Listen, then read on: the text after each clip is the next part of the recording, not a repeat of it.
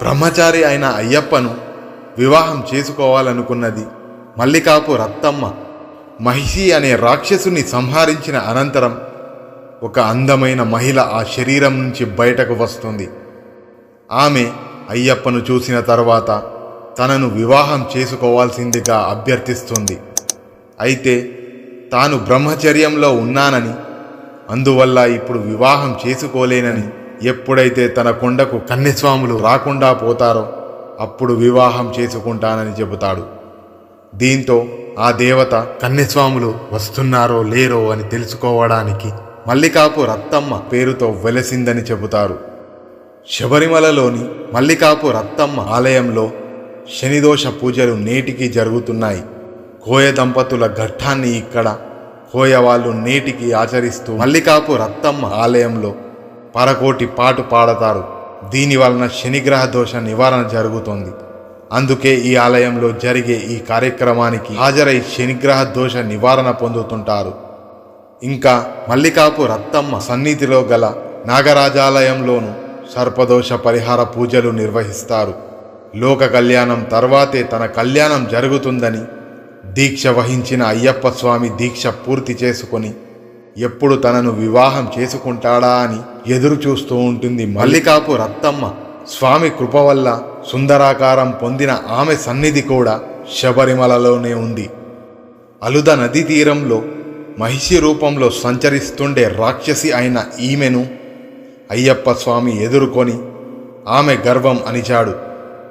అయ్యప్ప చేతి స్పర్శ తాకిన వెంటనే అందగత్తెగా పవిత్రరాలుగా మారిన ఈమె శరణుఘోషతో స్వామివారిని అర్చించింది.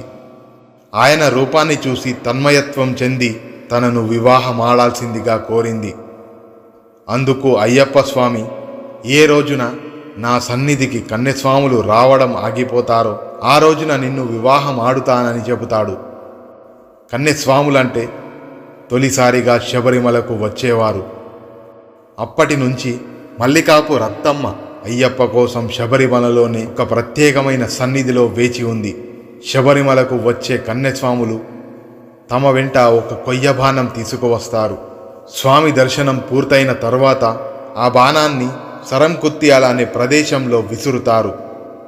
మకర దీపం పూర్తయిన తర్వాత 3 రోజుల పాటు మల్లికాపురతమ్మ దేవాలయంలో పూజలు నిర్వహించి ఆ తర్వాత అమ్మవారిని ఊరేగింపుగా సరంకుత్యాల్ ప్రాంతానికి తీసుకువస్తారు.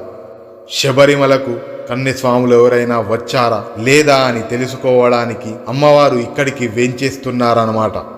తీరా అక్కడ వేలాది బాణాలు పడి ఉండటం చూసి నిరాశతో వచ్చే ఏడాది వరకు వేచి చూద్దామనుకొని అమ్మవారు వెనక్కి వెళ్ళి తన సన్నిధికి చేరుకుంటుంది. ఇలా కన్యస్వాముల ఆగమనం రోజురోజుకి పెరుగుతుండడాన్ని కూడా విఘ్నులు భక్తిభావం లోక కళ్యాణంతో ముడిపెడుతుంటారు.